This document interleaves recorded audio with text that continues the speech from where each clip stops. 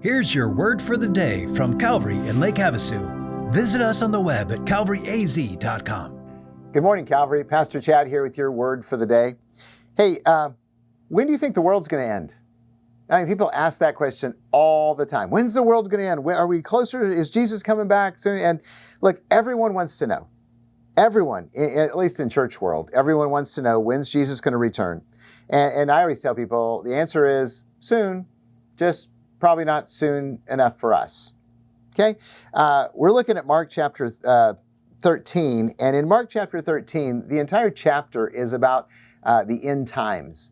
And Jesus is foretelling the future, and he's talking about what's going to happen. And I know people love to study Revelation to see what's going to happen at the end. I love Mark 13 and Matthew 24, which are the corollaries, the same overlapping passages, because I like to start with Jesus when I understand the end. And so I want us to hear from Jesus, and we're going to spend the next few days, probably this week, looking at this chapter. So let's look at the first few verses, verses 3 through 8. And it says, as Jesus sat on the Mount of Olives opposite the temple, Peter and James and John and Andrew asked him privately, tell us when all these things will be. He's talked about the destruction of the temple.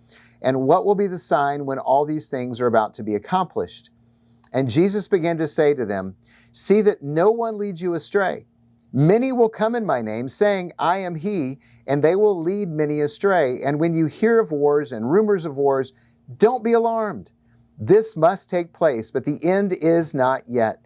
For nation will rise against nation, and kingdom against kingdom, and there will be earthquakes in various places, and there will be famines. These are but the beginning of birth pangs. Now, I'm going to stop there because that's what I was assigned today to cover. So let me just pause and share some observations about the end times that we see from Jesus. First of all, he says, look, you want to know about this? Which basically they're talking about the destruction of the temple. That happened in 70 AD.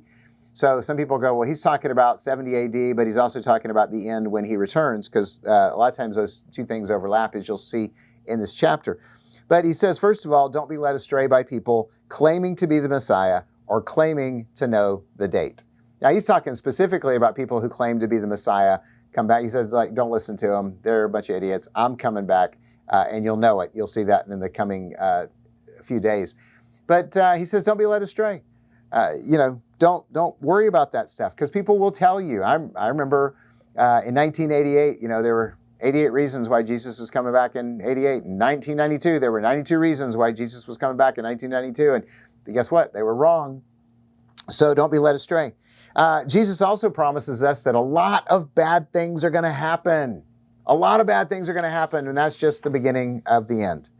So here's what I want you to hear today. Here's the big takeaway. Don't be alarmed, right? Jesus said those. He goes, after you hear all this terrible stuff, do not be alarmed.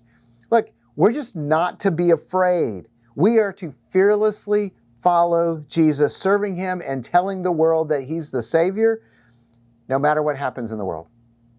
No matter what happens in the community, no matter what happens in the state, no matter what happens in the nation, no matter what happens in the world, we are to be servants of Jesus, and we're to follow him, and we're to proclaim him until the day we meet him face to face, whether that is him returning or us going to be with him.